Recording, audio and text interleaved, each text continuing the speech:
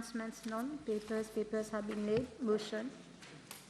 Mr. Speaker, sir, I beg to move that all the business on today's order paper be exempted from the provisions of paragraph 2 of Standing Order 10. The question that all the business on today's order paper be exempted from the provisions of paragraph 2 of Standing Order 10. Those in favour say aye. Those against say no. Aye. The ayes have it. Statement by Minister. Mr. Siwatan.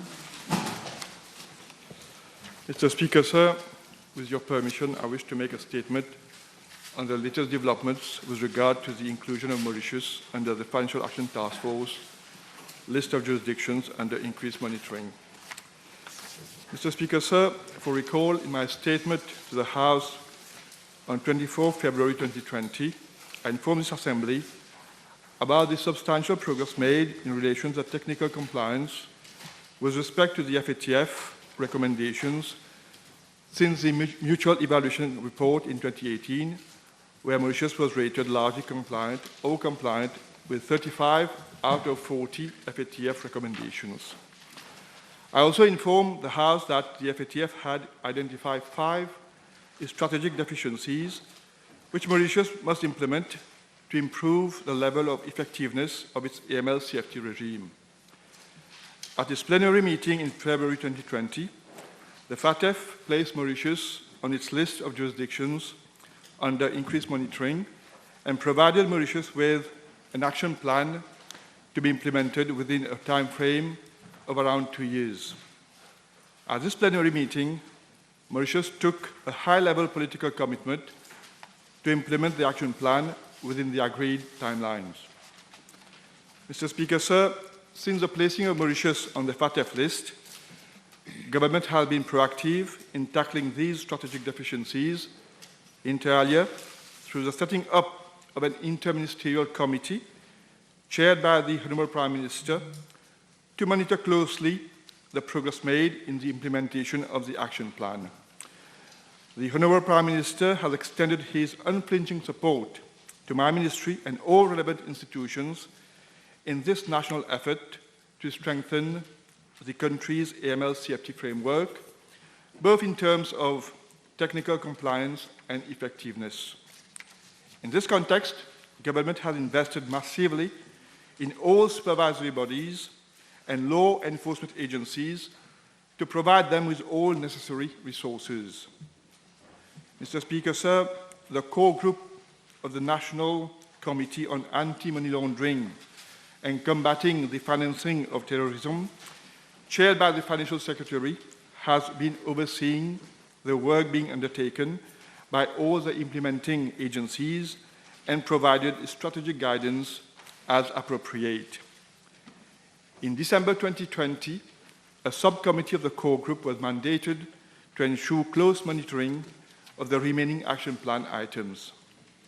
The subcommittee met the relevant implementing agencies almost on a daily basis to ensure that any challenges are dealt with promptly and the agencies focus their activities in demonstrating progress made in addressing the FATF action plan.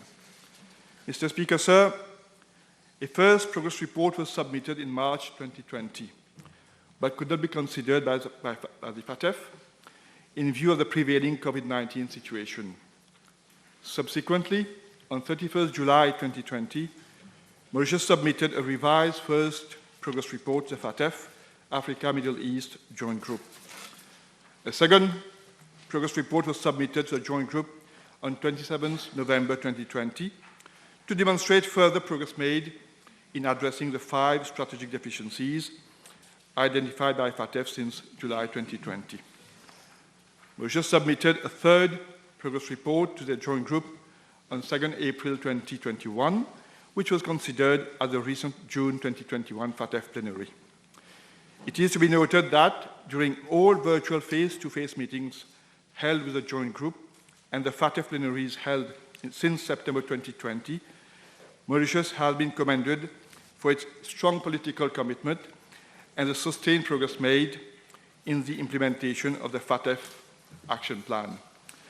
Mr. Speaker, sir, at this plenary meeting held from 23rd to 25th June 2021, FATF has made the initial determination that Mauritius has substantially completed its action plan and warrants an on-site assessment to verify that the implementation of Mauritius AML-CFT reforms has begun and is being sustained, and that the necessary political commitment remains in place to sustain implementation in the future. FATF has highlighted that Mauritius has made the following key reforms, including by first conducting outreach to promote understanding of ML and TF risk and obligations, 2, developing risk-based supervision plans effectively for the Financial Services Commission, 3, ensuring access to accurate basic and beneficial ownership information by competent authorities in a timely manner, and 4, providing training for law enforcement authorities to ensure that they have the capability to conduct money laundering investigations. FATF will continue to monitor the COVID-19 situation and conduct an on-site visit at the earliest possible date. Mr. Speaker, sir, it is worth noting that during the ICRG process, Mauritius has worked in close collaboration with the ESAMLAG Secretariat, which provided technical support and valuable guidance to the Mauritian authorities. Mauritius has also benefited from technical assistance from the European Union, Germany, UK, France, the IMF, and the UNODC to support the implementation of the action plan. For the period July 2020 to date, around 1,000 participants from different implementing and supervisory bodies have received training in numerous fields, including inter alia, suspicious transactions reporting, risk-based supervision, beneficial ownership, parallel financial investigations, targeted financial sections, risk assessment of non-profit organizations, and terrorism financing. As far as possible, trainings were conducted online, and all physical trainings were conducted in accordance with strict sanitary protocols. Mr. Speaker, sir, the positive outcome from the FATF is a result of work undertaken by all the supervisors, law enforcement agencies, and different committees who have worked diligently and tirelessly. This is also the result of the public-private partnership in this national effort. It is worth noting that since the placing of Mauritius on the FATF list of jurisdictions under increased monitoring, the different institutions and the private sector have displayed an unprecedented spirit of teamwork and very strong collaboration with a common objective to exit the FATF list at the earliest. In fact, Mr. Speaker, sir, over the past few years, government has intensified its efforts and deployed a series of remarkable measures to bring our jurisdiction in conformity with international norms.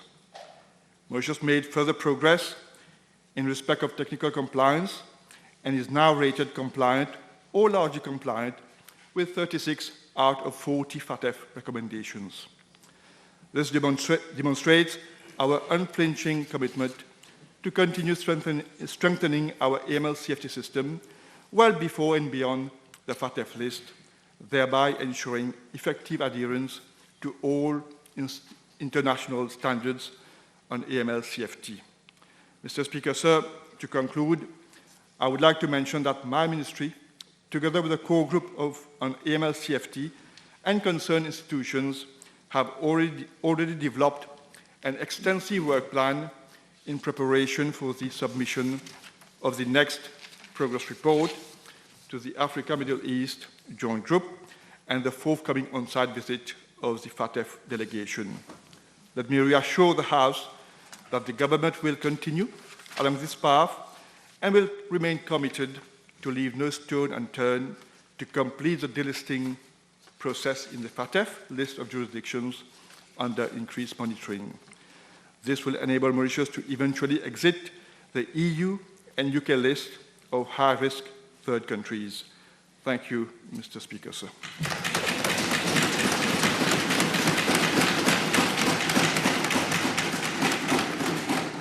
Public bill, third reading. Mr. Speaker, sir, I move that the appropriation 2021-2022 bill 2021 number 10 of 2021 be read a third time and passed. Seconded. The question is the appropriation 2021-2022 bill 2021 number 10 of 2021 be read the third time and passed. Those in favor say aye. Those against say no. Aye. The ayes have it. Public bill, second reading. Minister Padeachi. Mr. Speaker, sir, I move that the supplementary appropriation 2020-2021 number 2 bill number 11 of 2021 be read a second time.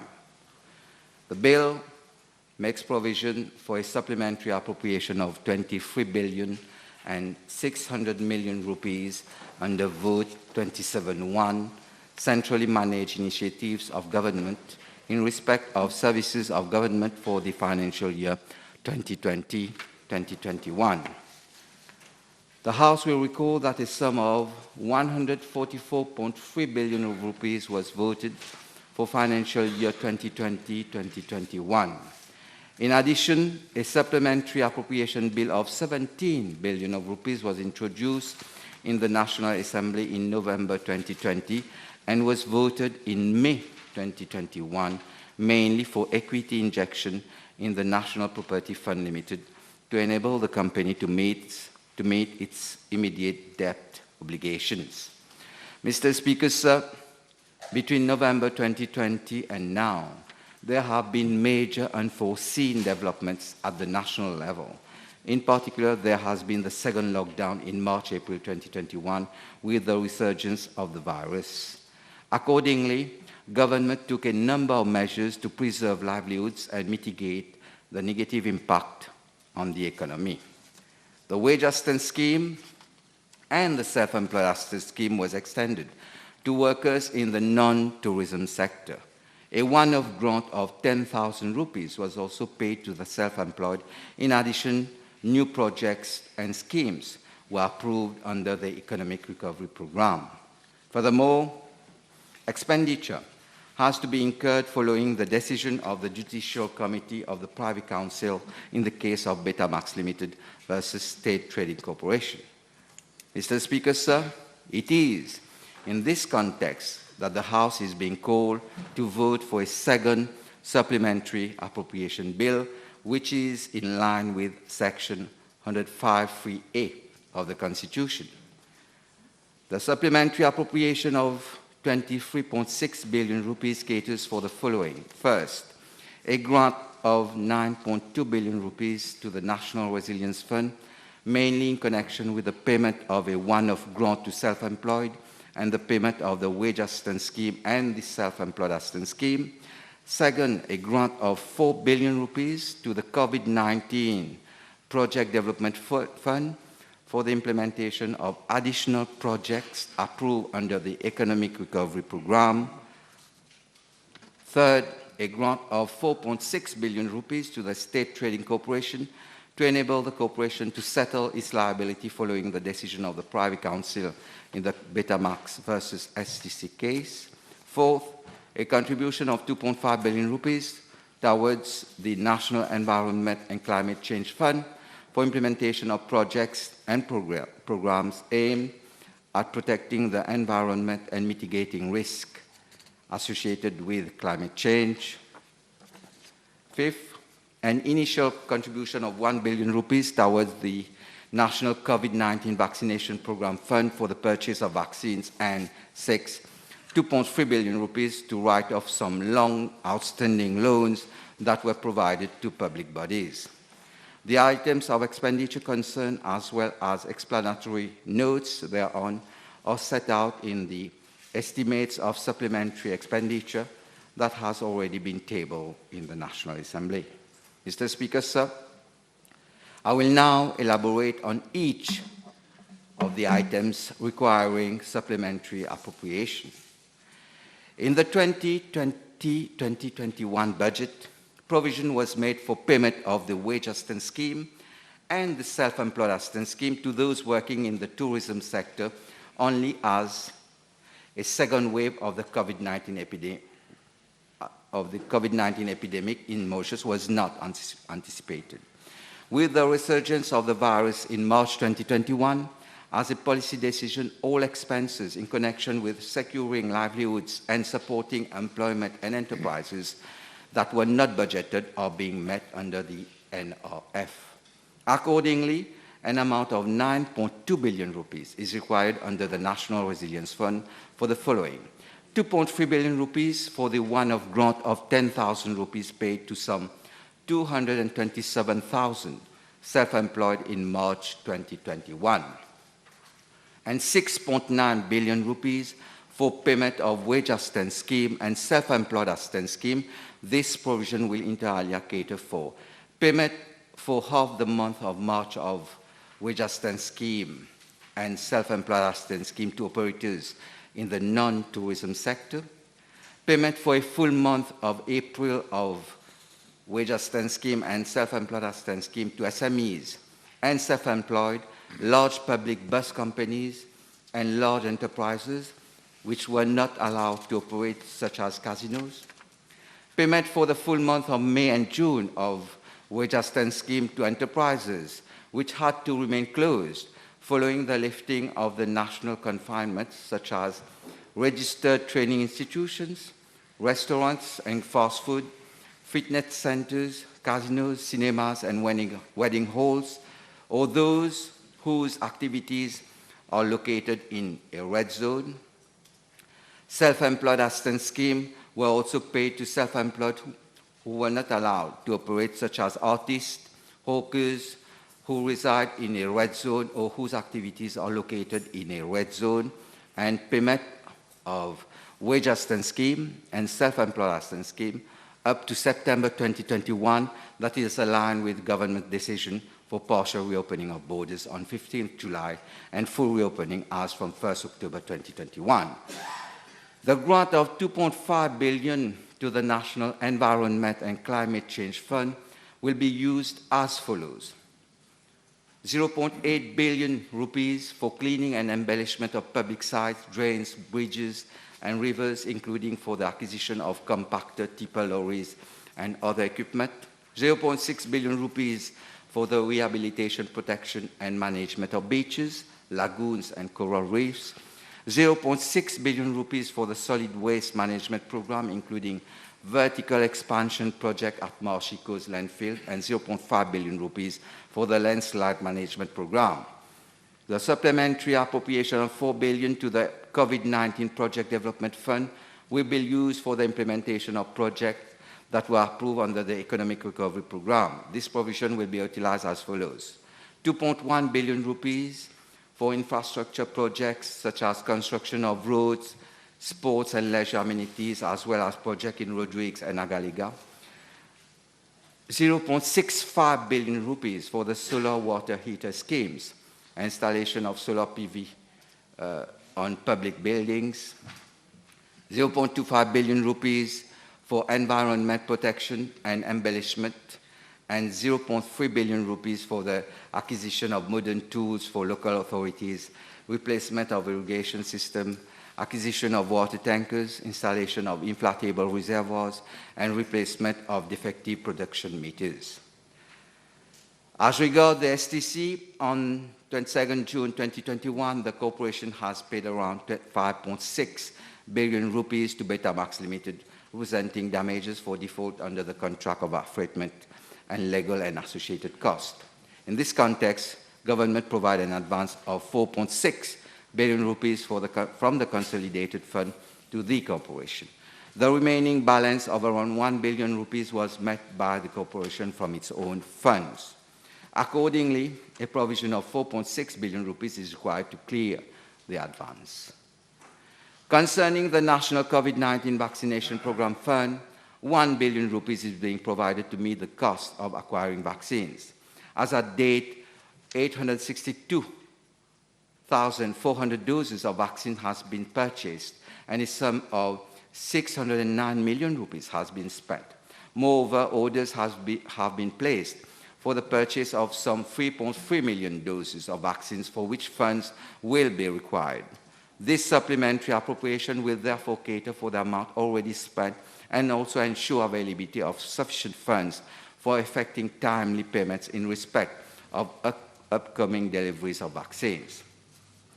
Mr. Speaker, sir, in this supplementary appropriation bill, we are also providing for the write-off of some long outstanding loans which were extended to some public bodies by successive governments from the Consolidated Fund.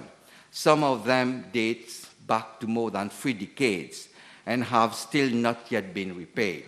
I wish to inform the House that several actions have been initiated by government to ensure the recovery of these loans.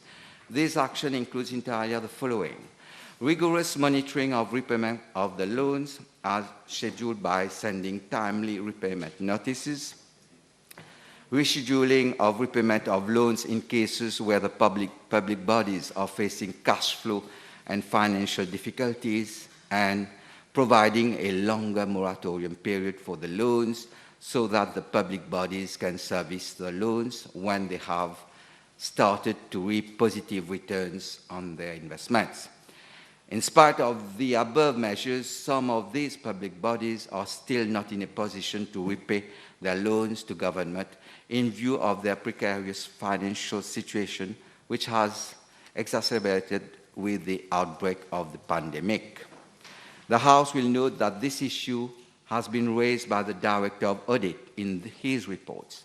In addition, in my reply to a parliamentary question on the subject matter last month, I informed the House that my ministry was analyzing on a case-to-case basis the financial situation of these public bodies and that I will come up with appropriate measures. It is in this context that we are writing off in a phased manner some of the outstanding loans for public bodies that have no repayment capacity. My ministry will continue to work with public bodies in implementing turnaround plans to improve their financial situation, including measures to contain expenditure and reduce wastage, raise revenue, and better manage their assets. A sum of 2.3 billion rupees is therefore being appropriated to write off outstanding loans as follows: 732.8 million rupees for Central Water Authority, 651.2 million rupees for Polytechnic Mauritius Limited, 385.1 million rupees for Wastewater Management Authority, 291.2 million rupees for Irrigation Authority, 154.1 million rupees for National Transport Corporation, 67.3 million rupees for Mauritius Broadcasting Corporation, 5.7 million rupees for Mauritius Meat Authority, and 12.7 million rupees for other institutions.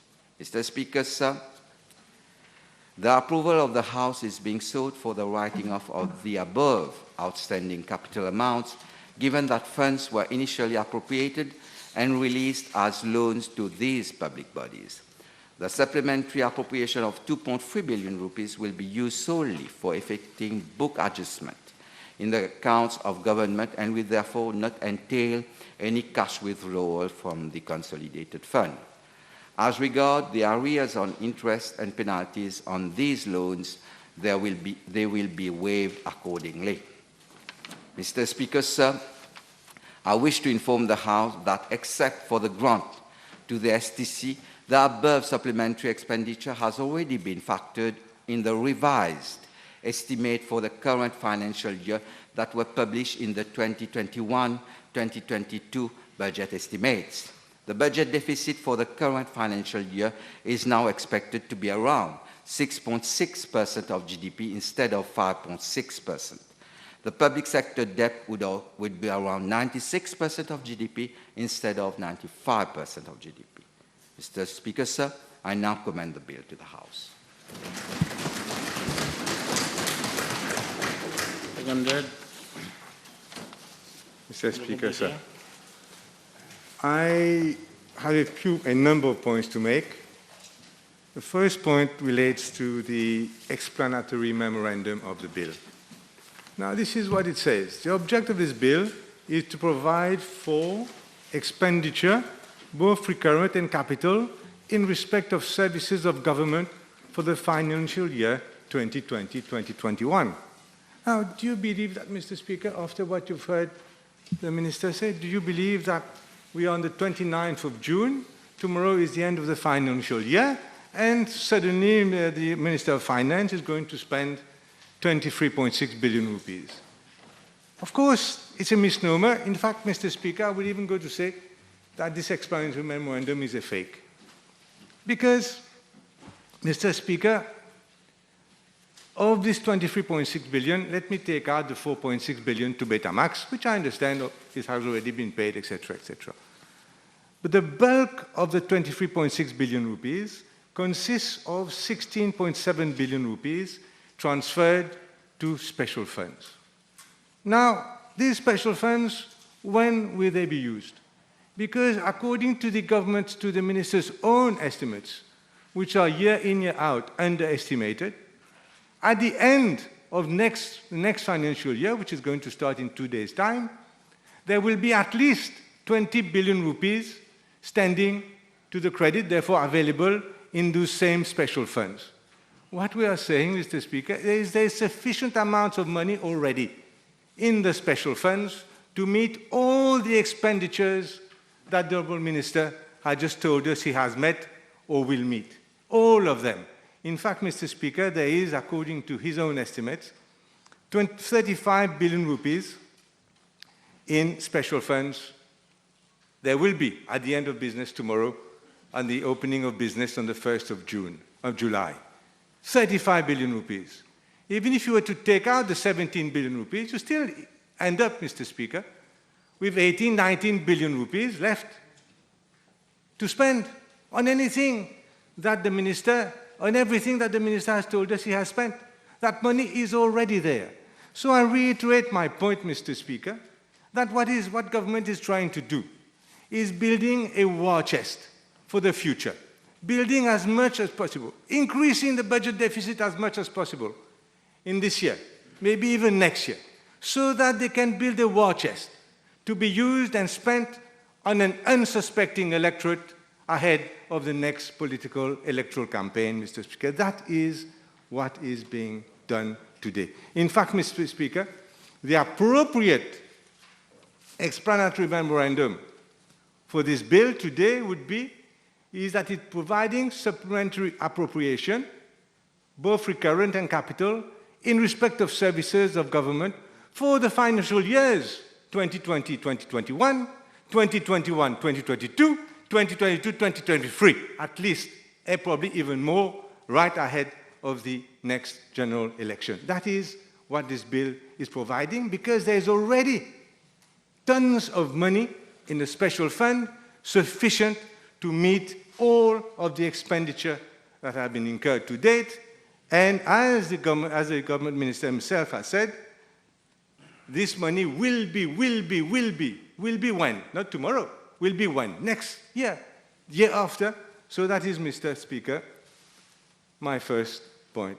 It is artificially increasing the budget deficit to make future years look better for the government, because the money will be used from that huge kitty. Never before has the special funds reached that sort of amount. And as I mentioned, Mr. Speaker, to keep a war chest for the next electoral campaign, therefore killing two birds with one stone, Mr. Speaker, sir. So there have been uses of special funds ever since, I think, 2008, but never on this gigantic scale, so much so, Mr. Speaker, that the figures that have been given as far as budget deficit is concerned, as far as public debt is concerned, the figures are today meaningless and do not reflect reality. So much tampering has occurred in respect to public debt, in respect to special funds, in respect to budget deficit, in respect to amounts granted, given, loaned by the Bank of Mauritius, that figures that the government of Mauritius now are giving us as to budget deficit and public debt are, Mr. Speaker, totally meaningless, and that is what the sad thing about it. And I say again, if this bill was not to be passed today, there would still, Mr. Speaker, be about 4 billion rupees left at the end of next year in the special funds. Gives you an idea, Mr. Speaker, that really this amount of money is not required neither for this year, neither for next year. It will be after those 2 years that money may be used. And my second point, Mr. Speaker, is whose money is this anyway that we are putting in the special fund? Whose money is it? Because in the course of this financial year, 31.7 billion rupees, about 32 billion rupees, have been transferred to special funds. Where does this money come from? Does it come from a flourishing economy? Does it come from huge taxes received? Where does it come from? Of course not. Of course it doesn't come from all that. It comes from the Bank of Mauritius. That is where the money comes from. We have to be clear about the source of that money that is being put in special funds. In all, at the end of business tomorrow, there will be about 35 billion rupees, all of it, money from the Bank of Mauritius. We remember, Mr. Speaker, that over the last 2 years, a huge amount of 158 billion rupees has been snatched from the Bank of Mauritius to pay for government's expenditures, often wasted expenditure, and for the MIC, Mauritius Investment Corporation. We were first told, Mr. Speaker, by the then Minister of Finance and by current Minister of Finance, that the IMF approved this. This was fine, I mean, it's okay. IMF has approved, even the Bank of Mauritius told us it's fine. IMF has approved, that is not true. And when you read, Mr. Speaker, not only the press releases, but the full staff report and the director's comments released this morning, early this morning, you will see, Mr. Speaker, that what has been done is not at all to the taste of the IMF. Because what they have said, 3 things. One is not to proceed with any further such transfers to the government of Mauritius. In fact, change the law to preempt, I'm quoting the IMF, preempt such transfers in the future. It says again, Mr. Speaker, we are told again, secondly, that the MIC should be financed directly from government's own funds and not from the Bank of Mauritius, which should disengage from the MIC. And, Mr. Speaker, this is probably the worst thing. In the IMF's own words, the balance sheet of the Bank of Mauritius has been degraded. Can you imagine that word used in an IMF report? All these transfers from the Bank of Mauritius to the government of Mauritius has degraded the balance sheet of the Bank of Mauritius. It has been, according to the IMF, subject to substantial deterioration of its balance sheet, which could challenge fulfilling the Bank of Mauritius price stability mandate. That is, defending the value of rupee, mopping up excess liquidity, etc. So, Mr. Speaker, we are here putting in a war chest money that doesn't rightly belong to the government of Mauritius. It belongs to the Bank of Mauritius. And here, Mr. Speaker, when the IMF tell us that we should recapitalize the Bank of Mauritius, what does that mean? Recapitalize the Bank of Mauritius. In fact, it means we should return money that we have taken to the Bank of Mauritius. That is what it says. It should return the money that we have taken back to the Bank of Mauritius. And that is, Mr. Speaker, what the IMF is saying. Return it. And instead, and this is my point, instead of returning at least the 16.7 billion rupees that appear available today and which we are putting in special funds, at least that, probably also the 2.3 billion of write-off of all balances, all this money, Mr. Speaker, instead of being put in a special fund, should be returned to the Bank of Mauritius to recapitalize the bank. And I will tell you, Mr. Speaker, why it is urgent that we should recapitalize the Bank of Mauritius, that is, prop up its balance sheet, because it is necessary for us to have a stable Bank of Mauritius to defend the rupee, and we'll talk about that in a moment, to mop up excess liquidity, and to do such other things that the Bank of Mauritius mandate requires the bank to do. Mr. Speaker, if you calculate since the government has been snatching money away from the Bank of Mauritius. The balance sheet of Mauritius, the Bank of Mauritius, has weakened by 41 billion. I don't want to go too much into figures, has deteriorated by 41 billion rupees. In fact, I can prove, any decent accountant can prove, that at yesterday's date, before the devaluation, the Bank of Mauritius, Mr. Speaker, had a deficit on its balance sheet. It had a deficit of about 5 billion rupees on its balance sheet. Not a surplus, a deficit of 5 billion rupees. So much money has been taken by the government, Mr. Speaker. 5 billion rupee deficit on its balance sheet for the once reputed Bank of Mauritius. So the Bank of Mauritius equity is negative, mainly, Mr. Speaker, because of this 28 billion rupee forced loan, not loan, advance, not advance, given to the government of Mauritius. Now, Mr. Speaker, I have taken the trouble to write to the auditors of the Bank of Mauritius. You know who the auditors are, Mr. Speaker? A firm called KPMG. Now, KPMG is renowned in Mauritius, but perhaps not sufficiently renowned. I'm just saying that so that people know. KPMG, in fact, were the auditors of BAI when BAI went bankrupt. I'm not saying anything funny is going on because the senior partner then was fired. But, so KPMG are now the auditors of the Bank of Mauritius. And I have written to them to tell them to be very careful and not to include supposed assets which are only recoverable over 200 years. So we'll see what KPMG do with my letter and with the audit responsibilities, because it's not up to me, it is not up to the Minister of Finance or even the governor of the Bank of Mauritius to decide whether the Bank of Mauritius balance sheet is in deficit or not in deficit. It has to be approved by auditors, and that is why KPMG have an extremely important role to play, and I'm just, Mr. Speaker, through this speech, putting them in front of their responsibilities. Now, Mr. Speaker, what's happened, of course, is that by magic, the rupee has been depreciated substantially yesterday, by 4%. I think the rupee now, if you take it against the dollar, the rupee will be something like 43 rupees against the dollar.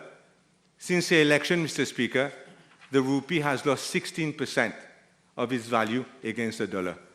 The rupee has lost 25% of its value since the election of December 2019, 25% against the euro. The rupee has lost another 26% against the pound sterling. What does that mean? That means for the Bank of Mauritius that all its reserves will be obviously reevaluated. And the deficit that it was going to show as of the day before yesterday suddenly will disappear through an artificial revaluation of its reserves. An artificial, if you want, fictitious, not realized revaluation of its reserves.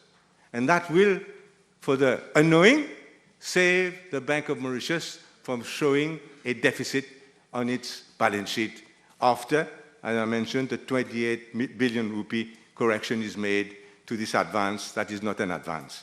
So, Mr. Speaker, the devaluation of yesterday, massive devaluation, has a cost. It has a cost for inflation. People who have to buy all sorts of foodstuffs which are imported, people who are constructing houses, people who have the ambition to buy a small car, a new car, everything will go up and has been going up and will continue to increase. Bank of Mauritius balance sheet will be protected. It will show artificially a surplus, but who is going to, there's never a free meal, as they say, Mr. Speaker. Who is going to bear the brunt of that? It is, Mr. Speaker, the consumer. Now, what has been done, Mr. Speaker, as I mentioned, the Bank of Mauritius has been degraded, the balance sheet has been degraded, and money given to the government and now put into this special fund. In fact, Mr. Speaker, if you want to perhaps a well-known proverb, déshabiller Saint-Pierre pour habiller Saint-Paul. This is what the government has done. It déshabille the Bank of Mauritius and habille the government's own finances with the consequential effect on the Bank of Mauritius, Mr. Speaker. That is, in a colloquial way, people might understand what has actually happened, what the Minister of Finance has done. He's been good at déshabiller et réhabiller. And this is, Mr. Speaker, what I think the people will understand properly. At the cost, Mr. Speaker, as I mentioned, of a strong devaluation in the rupee, probably unprecedented except in the bad old days, unprecedented with a massive effect on the cost of living and the purchasing power of Mauritians, Mr. Speaker. And of course, further losses on the Bank of Mauritius balance sheet is expected as the investments in the Mauritius Investment Corporation continue to play, Mr. Speaker. And the third thing, before I move on to a few other items, is accountability. Now, in the past, wrongly so, I think, we were always blamed for using special funds and them not being accounted for, and not being, there's no accountability as to the expenses, Mr. Speaker. In fact, Mr. Speaker, I'd like to show you, to complain about the estimates this year. The estimates this year, do you have it? Try estimates? No. Okay, the estimates this year, Mr. Speaker, give no idea at all about how the funds have been used over the year. We know, Mr. Speaker, that in last year's estimates, here you are, in last year's estimates, we were supposed to have, here it is, Mr. Speaker, we were supposed to have 9.1 billion rupees tomorrow in the special funds. That is what we were given last year. We are given this year, Mr. Speaker, this page here, page 485, with a piece of paper that says that tomorrow there will be 35 billion rupees in the special funds. The difference between one and the other, we can only guess. We can guess that it is 16.7 billion is there, but if you take 9 billion and you add 16 billion, you still don't come to the 35 billion here. We have no idea, Mr. Speaker, about what money has really been received in the special funds, and most importantly, where this money has been spent. We have no idea. It has not been provided for. And now, Mr. Speaker, I'll give you why I think democracy is in fact being undermined and going down the drain hole in Mauritius. This is what used to be provided under the old government. This is what used to be provided. I'm going to give you, Mr. Speaker, I'm going to table that. This is the estimates of 2014. I was Minister of Finance. And you look at it, it's completely different to this one, because it gives you the whole history of each special fund, the amount, the receipts, the payments, the transfers, ever since the fund was set up, so that you could follow at any time and question in Parliament and speak in the budget debates. You could tell exactly what has happened in a special fund. Today, Mr. Speaker, accounting-wise, we don't know exactly what the Minister of Finance has done with the special fund. It is a black hole. We can guess, like a jigsaw puzzle, we can try and put, but we will never get to the figures because we don't have the figures simply. And this is, Mr. Speaker, if you don't mind me saying so, it is a lack of respect to the National Assembly. It is a lack of respect to ask us to vote successively up to 31.7 billion rupees in special funds over the year, and not to tell us exactly, not to account for it in this House, and expect for us to have a debate like this and expect for us to speak during the budget debates without knowing what has happened to taxpayers' money. It is a lack of respect, Mr. Speaker. Similarly, as we have just been given now by the Minister of Finance, details of the 2.3 billion rupees that is going, the debts that is going to write off. Is it, Mr. Speaker, not a lack of respect to wait for his second speech, the second reading debate speech, to tell us where that 2.3 billion is going? Does he expect us to respond like that, off the cuff, from figures that he has given? Can't we have, Mr. Speaker, with your help, some more respect for the National Assembly, that we are given exactly the movements on the special funds, so that the main purpose of the National Assembly is to control funds spent and received by government? Isn't it more respectful to provide us this figure? And isn't it disrespectful of the Minister of Finance in his second readings debate to give us details of the 2.3 billion rupees of write-off that is going to effect in a few moments, Mr. Speaker? Let it be like that. I hope that, Mr. Speaker, that what I have said hasn't gone on deaf ears. And as it is, we will have to wait for the report of the Director of Audit in February to be able to understand what has actually happened in these special funds. Thank God for the Director of Audit. Mr. Speaker, a few other things before I finish. The wage assistance scheme, which is monies are being provided here for the wage assistance scheme. Now, again, the IMF has mentioned it. I've mentioned it before.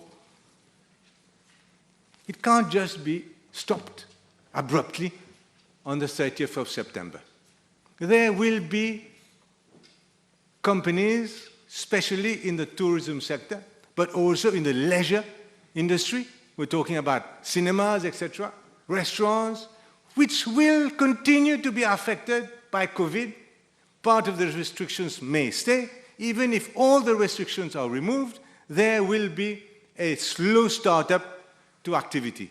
So my request, Mr. Speaker, to the Honourable Minister of Finance and to government is that the wage assistance scheme should not, as has been stated in the budget debates, stop abruptly on the 31st of September and should continue. And I will remind the House, Mr. Speaker, that the wage assistance scheme was not provided as a first response by the Minister of Finance, but it was after the opposition, including myself, had made repeated requests for the wage assistance, for a type of wage assistance scheme that such schemes were put in, same as I'm asking for it to be continued after 30th September. Mr. Speaker, Order. The vaccination program, a lot has been said. Why, in fact, is it necessary to tax people 2 rupees for every litre of diesel and petrol, even when it's bad quality diesel and petrol, but hopefully it's not bad quality this time? Why is it necessary to tax people when so much money is floating around which will not be used for many, many years to come? Mr. Speaker, as far as the 4.6 billion rupees to be paid to, or which has been paid to Betamax on top of the 2 billion rupees or so directly from STC, a commission of inquiry has been proposed, agreed, whatever the word is, by government, and I read from the cabinet decision that it is to be presided by a judge. Now, a judge is a judge. For me, a judge is a sitting judge. A commissioner of police is a commissioner of police. A retired commissioner of police is not a commissioner of police. So I understand from that it is a sitting judge, as the opposition has requested, that it is a sitting judge that is appointed to head this commission of inquiry, because we know that the sitting judge is only appointed with the agreement of the Chief Justice. So there is a droit de regard from the Chief Justice as to which judge is actually appointed, whereas a retired judge could be a number of retired judges which are presently struggling, I believe, with some of the commissions of inquiry which have been set up by government. So we do hope, Mr. Speaker, that we have understood correctly, that when you say presided, perhaps we can hear from that later on, presided by a judge, that is going to be a sitting judge. Mr. Speaker, that is what I had to say concerning the supplementary appropriation bill. My main point being, of course, that this money is nothing but a creation of a war chest, and its proper place is to be returned to the Bank of Mauritius to recapitalize the balance sheet. Thank you, sir.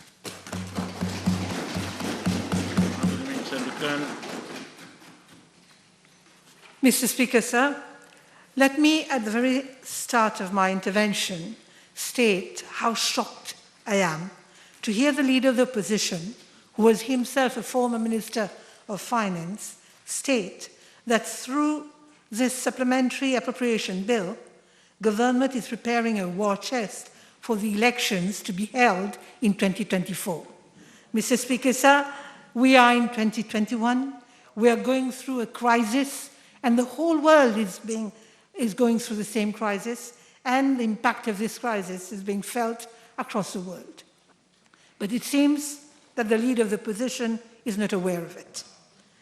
We have in this House today, Mr. Speaker, sir, a supplementary appropriation bill, and we have to approve this bill to the tune of about 23.6 billion.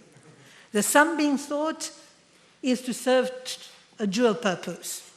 The first, Mr. Speaker, sir, is to consolidate the several actions undertaken here during what has been perhaps the most catastrophic crisis that has reached our shores. And the second is to stave off a possible worsening of the situation if there are no steps adopted to sustain the measures already put in place. So, Mr. Speaker, sir, perhaps this is an answer to the Honourable Leader of the Opposition, who was wondering why we need to have this appropriation of additional reserves. Mr. Speaker, sir, I honestly do not believe that there should really be a debate over the different centrally managed initiatives that are spelled out under this appropriation. I mean, it's crystal clear that any government would seek to reinforce what has worked so that it more positively responds to the needs of the day. Let's have a quick look at the 9.2 billion being sought here for the National Resilience Fund. Resilience, Mr. Speaker, sir, means our ability not to take things lying down, but to bounce back, and bounce back with vengeance. Can we envisage not doing that? Can we even imagine what would have been the consequences of not engaging in innovative approaches to dealing with the pandemic? Mr. Speaker, sir, let us consider what would have been the results if urgent corrective actions of socio-economic measure had not been taken by government. We know that across the world, governments have resorted to different means to support their people who had started feeling the impact of the pandemic. They obviously adopted measures that were contextually relevant to them. The measures were diverse because it was impossible. It was out of question to even think of a one-size-fits-all scenario. This government, Mr. Speaker, sir, too, knew it had to come up with previously unthought-of measures, unprecedented actions that would help people to escape the economic doldrums that were looming ahead. Mr. Speaker, sir, we all know what government has done to come to support the very needy. And we all knew that it could not be business as usual or run-the-mill responses. These had to be novel, non-conformist measures. Incidentally, may I remind the House that many of these measures received a very favorable review from UNDP and even the IMF, in spite of what the Honourable Leader of the Opposition has just said. And what were these measures, Mr. Speaker, sir? We've talked about the Government Wage Assistance Scheme. We've talked about the Self-Employed Assistance Scheme. and the one-off grant to self-employed people. Such and similar schemes have proved to be most beneficial, Mr. Speaker, sir. It's only those who don't want to see it that would say so, that would say that it had not been beneficial. We do realize that within 10 days of the launch of the self-employed assistance scheme and the wage assistance scheme, there were already 175,000 applications received at the MRE. And these applications were online, Mr. Speaker, sir. Officers had been working in spite of the confinement to support these people. We should also remember that these two schemes applied as well for impacted operators, employers and self-employed, both in the red zones as well, as mentioned by the Minister of Finance.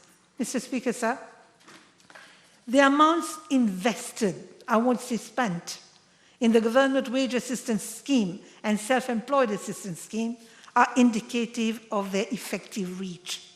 Thus, as at 9 June 2021, the government wage assistance schemes concerned 278,982 employees, while the self-employed assistance scheme involved 260,886 beneficiaries. The total amount disbursed stood at 16 billion. And for the self-employed assistance scheme, around 6.6 billion. Mr. Speaker, sir, il y en a des familles mauriciennes vivant au jour le jour et pendant le confinement, sans l'aide apportée par l'État, cela aurait été catastrophique pour eux. Il fallait à tout prix éviter ce scénario qui aurait pu nous mener vers une explosion sociale. Mr. Speaker, sir, government has put forward a number of COVID-19 related socio-economic measures, and there is no doubt that these have mitigated the impact on the vulnerable segments of society. We do realize, as a caring government, that many people living in dire conditions need an economic safety net, need something to fall back on. It is a moral and ethical duty as government to safeguard their livelihoods, to ensure sound comfort for them.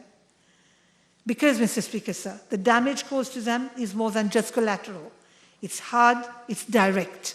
Mr. Speaker, sir, this is why the Minister of Finance is preparing himself, because we are living in a world of uncertainty. COVID has brought its lot of uncertainty, and we need to prepare ourselves and get ready to be able to react and to respond timelessly. We had to intervene, and we will continue to intervene as a protective gesture, if any, and if and when the need arises. I have said it before, Mr. Speaker, sir, not supporting those who are economically vulnerable is absolutely out of question for this government. We are a caring government. We have shown that we can act and act timelessly and effectively. Because, Mr. Speaker, sir, we do have a conscience. Had we not adopted these measures, the crisis would have been real and hard-hitting. Mr. Speaker, sir, the measures adopted to avert the ill effects of the crisis are clearly visible in the health and education sectors. For me, they're both deeply intertwined. We believe in a herd immunity, and that is why the supplementary appropriation makes a direct allusion to the vaccination process. Mr. Speaker, sir, today we know that, as the situation stands, 1 out of 2 adults has already been vaccinated.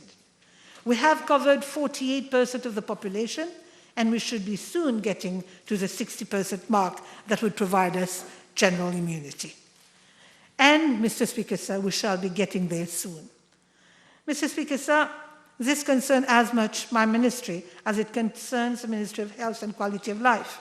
We have to ensure the necessary health checks of those that are directly linked to schools, school staff, service providers, and others, so as to protect our children. If this means introducing additional measures to increase public confidence in vaccination, so be it. But as matters stand now, we cannot walk away from our responsibility to protect and ensure the safety of all our learners.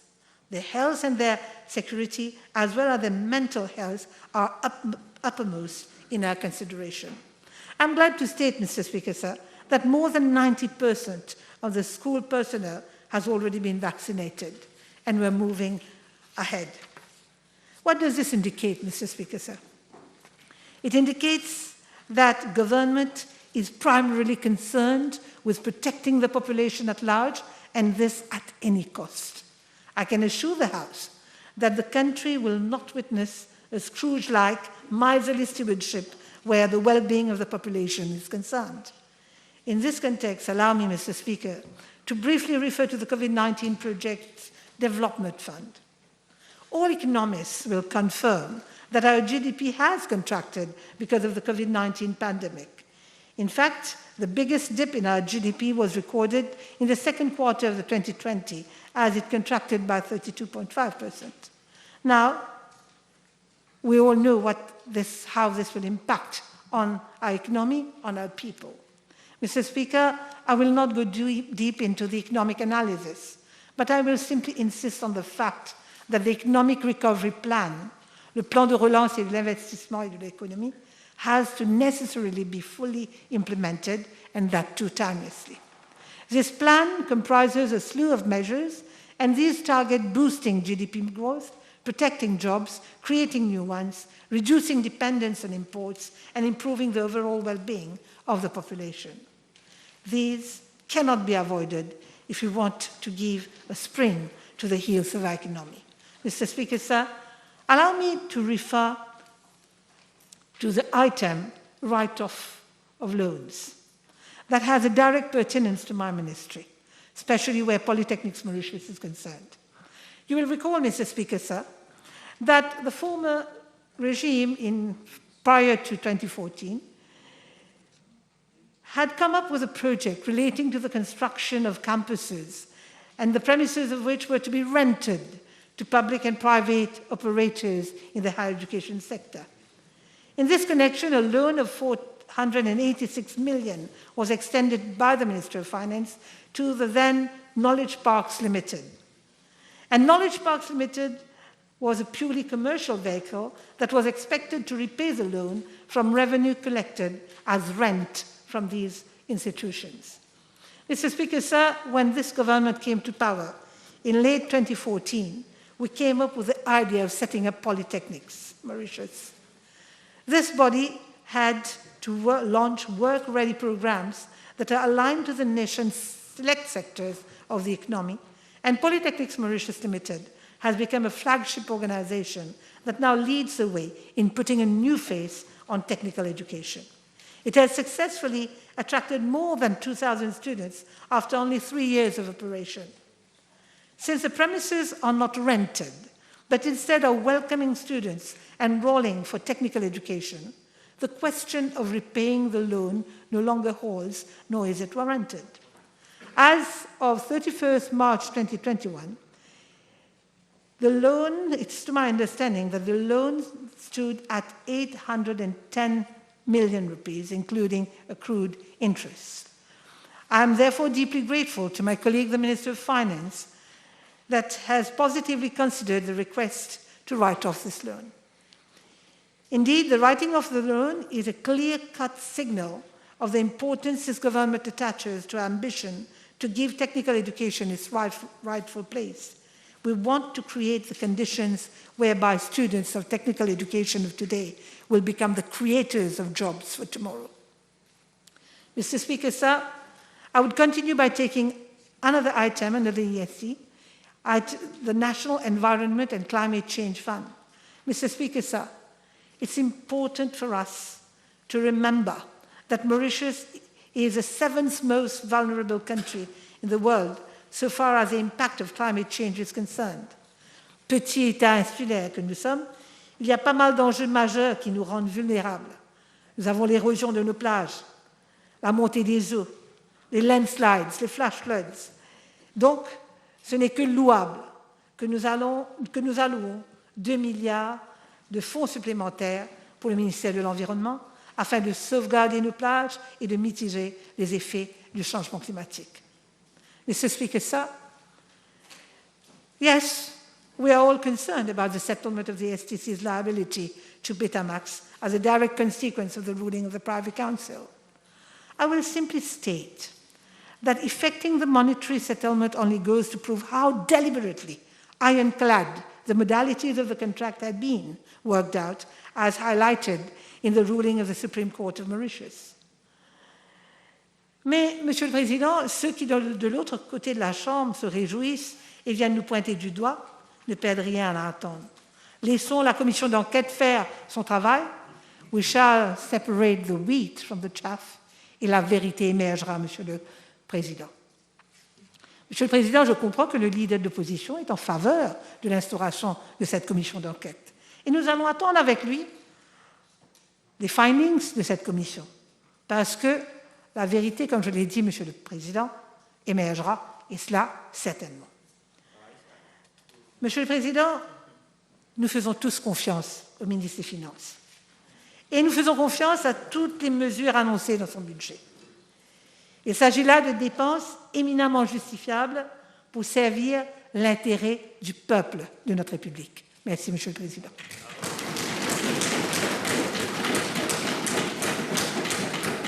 Mr. Speaker, sir, outright, I wish to thank my colleague, the Honourable Leader, Honourable Ranganaden Padiachi, for having provided to my ministry the funds required for the upgrading of our health establishment as well as for the procurement of equipment.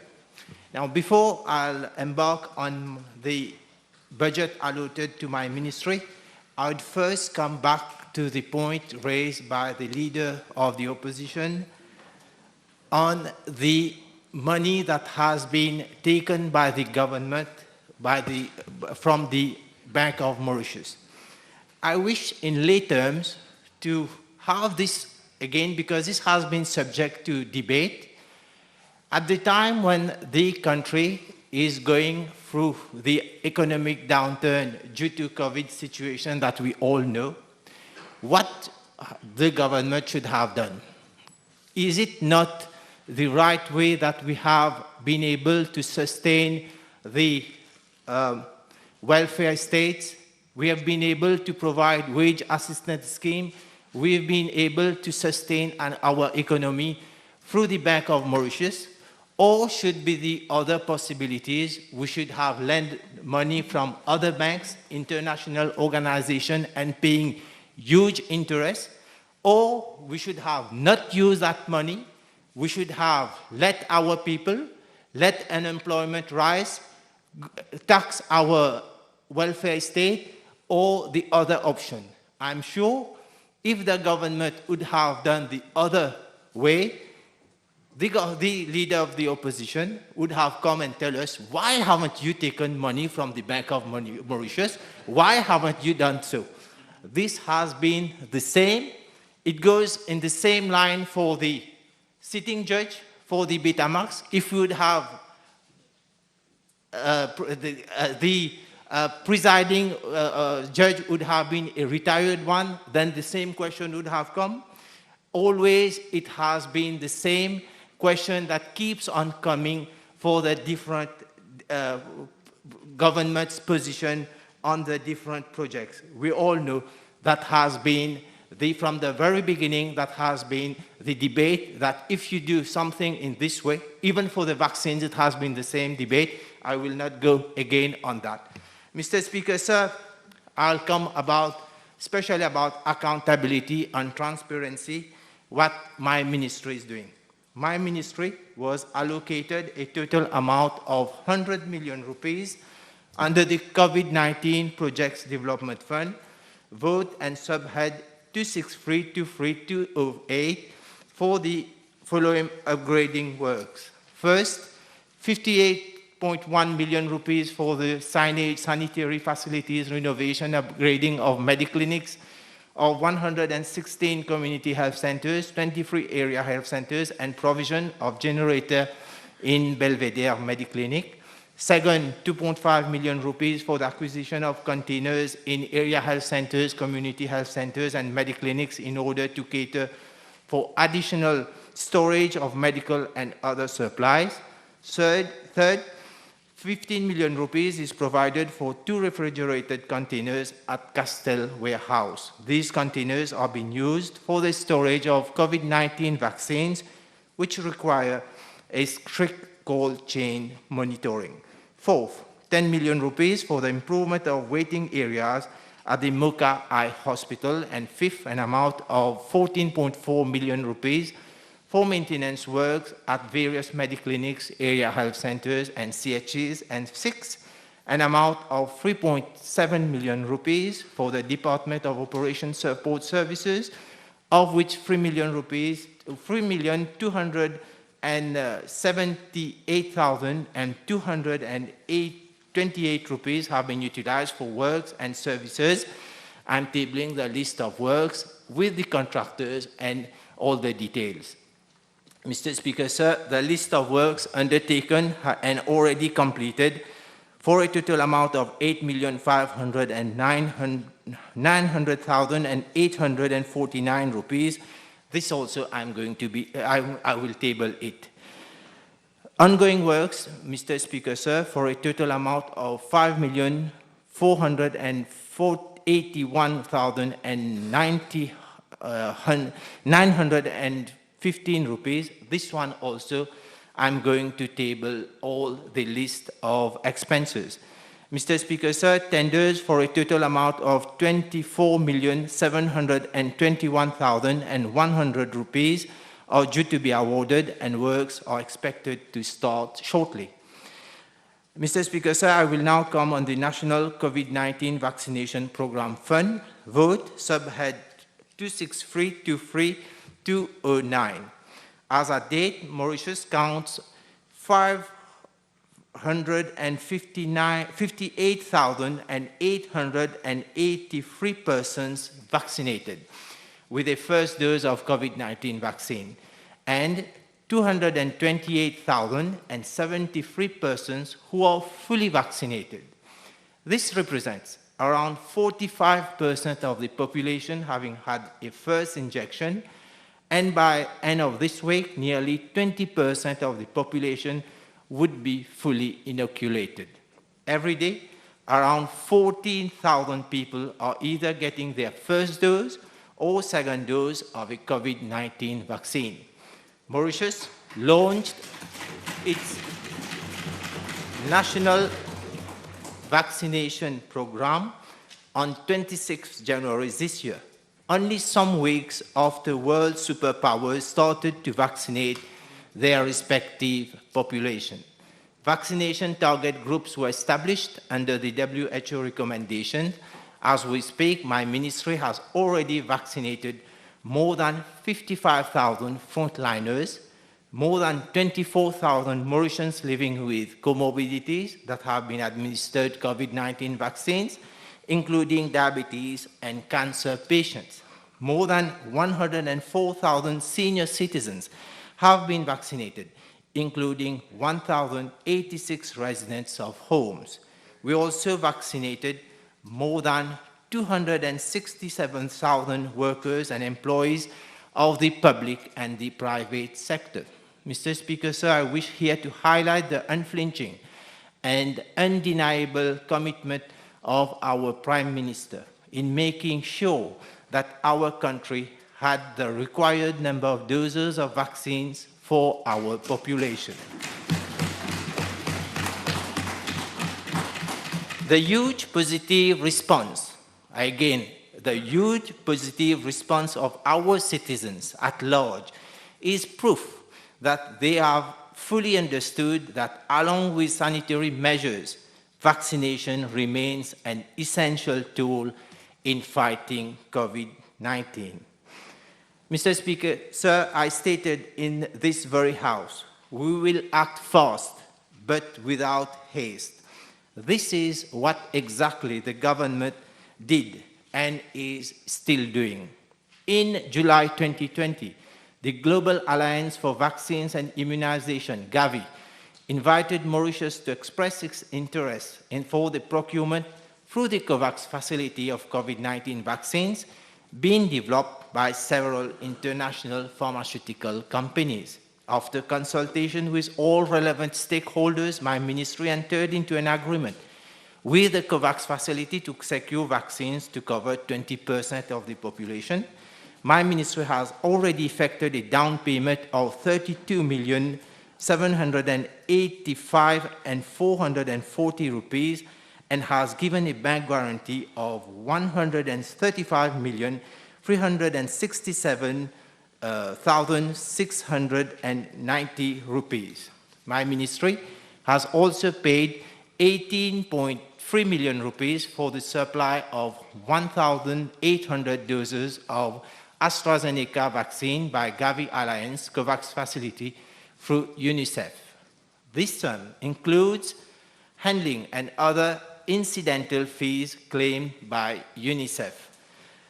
62,400 doses have already been received through the COVAX facility, and 38,400 doses are expected before end of July 2021.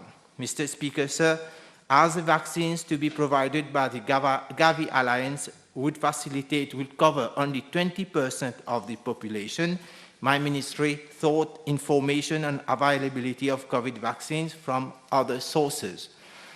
We explored all available possibilities to maximize our chances of getting safe and secure vaccines in a timely manner. Apart from COVAX initiative, the African Union also informed my ministry that it was proposing to procure COVID vaccines for AU member countries through the African Medical Supply Platform and the African Vaccine Acquisition Trust. The latter informed my ministry that the allotment for Mauritius would be 199,682 doses, of which 48,451 from Pfizer and 151,231 from Johnson & Johnson. My ministry also approached African Vaccine Acquisition Trust, AVAT, to secure additional doses of Johnson & Johnson vaccine. My ministry therefore made a down payment of 52,200,000 rupees, representing 15% of the total cost for Johnson & Johnson vaccine doses ordered. On 2nd June 2021, the African Vaccine Acquisition Trust informed my ministry that it had obtained a reduction in the price of the vaccine from $10 per dose to $7.5 per dose. Consequently, the number of doses of Johnson & Johnson vaccine would be much higher than what was convened initially in the previous order. The first consignment is expected to be received by August 2021, as informed by the African Union. Mr. Speaker, sir, my ministry also approached other manufacturers, namely AstraZeneca Oxford, Pfizer, Moderna, and Gamaleya Research Institute, to inquire about the process and modalities for the procurement of their respective vaccines, the prices thereof, the supply chain, the temperature requirement, and the expected date of availability. Pfizer requested my ministry to enter into a non-disclosure agreement and held a working session webinar on 7th January 2021. Thereafter, my ministry submitted a request for the procurement of Pfizer vaccines. However, there has not been any response up to now. On 16th December 2020, the Ministry of Foreign Affairs, Regional Integration and International Trade informed my ministry that the Serum Institute of India was ready to provide AstraZeneca vaccines manufactured under the brand name Covishield. The vaccine had been validated by the WHO and is administered in 2 doses, with the second dose being administered after 8 to 12 weeks for more efficacy. The Indian authorities informed my ministry that the government of India would make a donation of 100,000 doses of Covishield vaccines to Mauritius to enable us to kickstart our vaccination program. The consignment reached Mauritius on 22nd, 2021, and our program started on 26 January 2021 in Mauritius and on 6 February 2021 in Rodrigues. On 27th January 2021, a firm order was placed with the Serum Institute of India for the purchase of 300,000 doses of Covishield vaccines, that is 100,000 to be supplied in February 2021, 100,000 doses in first quarter and 100,000 doses in second quarter. A vaccine purchase agreement was thereafter signed between my ministry and the Serum Institute of India on 15 February 2021. On 21st February 2021, the first consignment of 100,000 doses of Covishield vaccine reached Mauritius, for which my ministry disbursed the sum of 21.1 million rupees. On 5th March 2021, the High Commission of India informed my ministry that vaccines against COVID-19 manufactured by Bharat Biotech India Limited and commercialized under the brand name Covaxin was available for procurement by Mauritius and submitted relevant documentation regarding same. The National COVID-19 Vaccination Committee gave its approval for the use of Covaxin. My ministry thus procured 230,150 doses of Covaxin from Bharat Biotech India Limited at the rate of 15 USD per dose and for the total amount of 139.6 million rupees. The consignment reached Mauritius on Friday, 19th March 2021. On 12th March 2021, the Ministry of Foreign Affairs informed my ministry that the government of the People's Republic of China would make a donation of 100,000 doses of Sinopharm vaccines to Mauritius. The National COVID-19 Vaccination Committee gave its approval to accept the Sinopharm vaccine. The consignment reached Mauritius on 13th April, and my ministry paid for freight charges amounting to 10.3 million rupees. Subsequently, in order to roll out our vaccination campaign, my ministry placed an order for 500,000 Sinopharm vaccines. The consignment reached Mauritius on 20th May 2021. An amount of 308 million rupees was disbursed for this purpose. Moreover, an amount of 11 million rupees, 943,997 rupees was paid for freight charges and handling fees. My ministry has placed a second order for additional doses of Sinopharm, for which a down payment of 20.7 million rupees has been effected. The next consignment of Sinopharm vaccine doses will reach Mauritius on 4th July 2021, for which payment of 7.5 million USD dollars, approximately 380 million rupees, has been effected. My ministry will also have to disburse an additional sum of some 12 million rupees for freight charges and handling fees. Mr. Speaker, sir, my ministry, through the Ministry of Foreign Affairs, also approached the Russian authorities with a view to securing supply of Sputnik vaccines. Subsequently, after exchange of correspondence, my ministry placed an order for Sputnik vaccines comprising equal doses of two components, namely component 1 and the component 2. A first consignment of 60,000 doses of component 1 will be received tomorrow, for which an amount of 24.5 million rupees has been effected. An additional amount of about 2.4 million rupees will have to be disbursed for freight charges and handling fees. Mr. Speaker, sir, I also wish to pay tribute to the staff of my ministry who have had to reinvent their skills to fight an enemy up till now unknown to this world. We have managed the pandemic. At the same time, we have also made sure that our normal health services remain fully operational. Staff have been called to work additional long hours, on one hand fighting the novel coronavirus, and on the other hand, remaining true to our commitment of ensuring the population's health. My ministry has also proceeded with the recruitment of some 275 medical health officers and nurses on contract basis to allow the smooth running of services for a period of 6 months. Today, in addition to our normal health mandate, we are also involved in contact tracing exercises, management of COVID-19 treatment centers, management of quarantine centers, and the ongoing vaccination of our population. Mr. Speaker, sir, we are still learning from this enemy, especially with the appearance of variants. This challenge before us is continuing to unfold, and maybe in the near future, we might be called to set up a full-fledged department for the management of COVID-19, be it testing or vaccination. We are confident that we have the know-how and expertise to succeed. Today, we are on the eve of further reopening our economy. We are about to kickstart our tourism sector after a month of inactivity. All this would not have been possible without vaccination.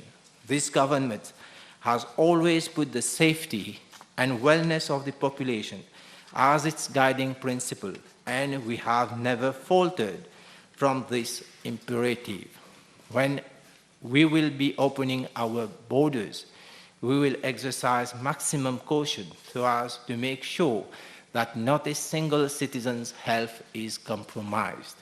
Mr. Speaker, sir, today our country leads by example, not only on its management of the pandemic. This government, thanks to the guidance of its dynamic Prime Minister, has also maintained the socio-economic well-being of the population.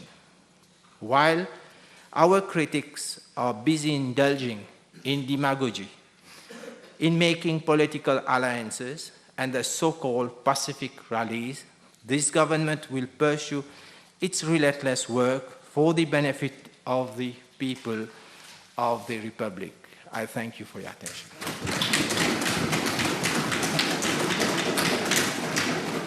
Suspend the sitting for 1 hour and a half.